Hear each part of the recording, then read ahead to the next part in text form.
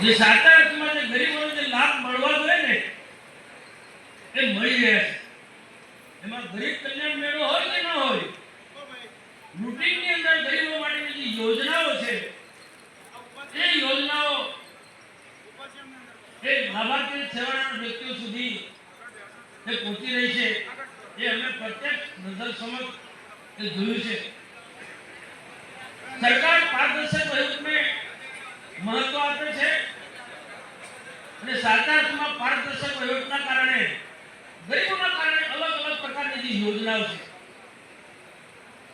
એમાં ગરીબ કલ્યાણ મેળા સિવાયમાં પણ બાકીના આમાં કાર્યક્રમમાં જોઈએ છે તો સખી મંડળો જે જિલ્લામાં જે છે એ સખી મંડળો પણ ખૂબ સુંદર કામ કરે છે અને સાચા અર્થમાં જે ગરીબા છે આદિવાસી સમાજ કે કોઈ પણ ગરીબ સમાજની એ ગરીબીમાંથી બહાર કાઢવા માટે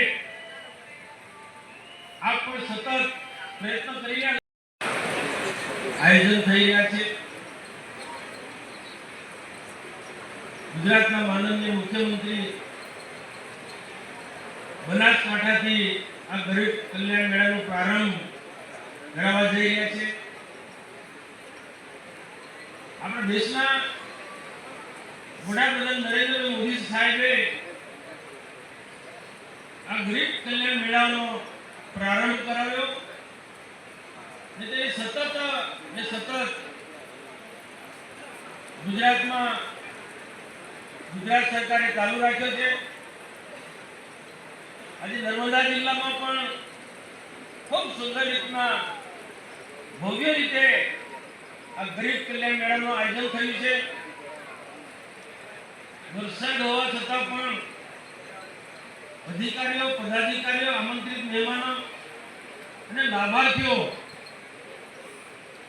પૂરતી સંખ્યામાં અહીંયા ઉપસ્થિત છે. ઘણી મોટી સંખ્યામાં લોકો મંડપની બહાર છે.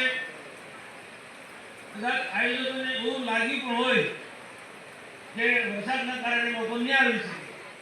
આ તો નર્મદા જિલ્લો છે, વરસાદ હોય, ધોધમાર વરસાદ હોય, વરસતા વરસાદમાં પણ બધા આવે. અને ખરેખર હું આયોજકોને ખૂબ ખૂબ અભિનંદન આપું છું.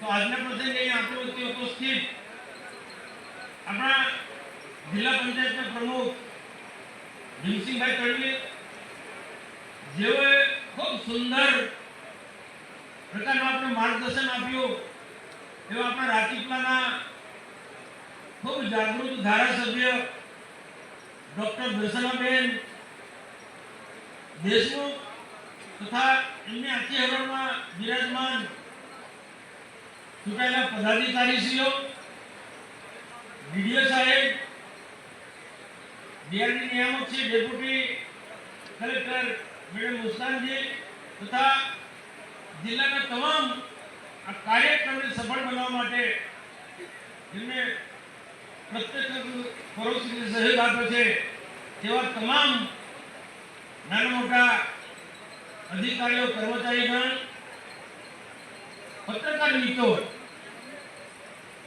પત્રકારોને યાદ કરવા જ પડે, માહિતીના અધિકારી પણ અહીંયા ઉપસ્થિત છે કે આપણો સુંદર ભવ્ય કાર્યક્રમ જે લોકો નથી આવ્યા ને આપણા બહારના જિલ્લાના લોકો પણ આપણા આ કાર્યક્રમને દેખે ને આપણા આ જિલ્લાના કાર્યક્રમમાંથી કદાચ પ્રેરણા લે એ પ્રકારનો આપ લખશો એવી આપણી પાસે વિનંતી કરું છું.